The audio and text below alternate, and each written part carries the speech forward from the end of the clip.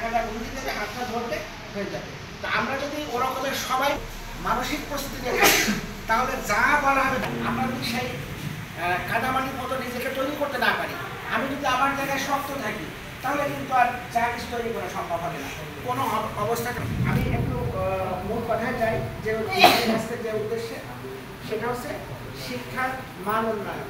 শিক্ষার মান মানে বাংলাদেশের শিক্ষার মানও না, শিক্ষার মান মানে লোহগাঁও উপজেলার শিক্ষার মানও না। শিক্ষার মান মানে এই পাইলট স্কুলের শিক্ষার মান, মানে যেটা আমাদের সুনির্দিষ্ট করা হচ্ছে, এই স্কুলের শিক্ষার মান আমরা কীভাবে ভালো করতে পারি। তা আমি আমার বক্তব্যে বিস্তারিত না বললেও কিছুটা ধারণা দিব আমরা কী করতে চাই। যেহেতু এখানে আমাদের সম্মানিত অভিভাবকগণ আছেন, ম্যানেজমেন্টের ইয়ে আছেন,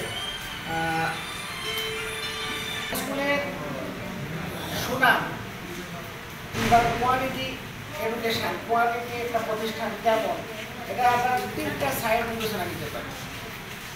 একটা হচ্ছে তার একাডেমিক রেজাল্ট,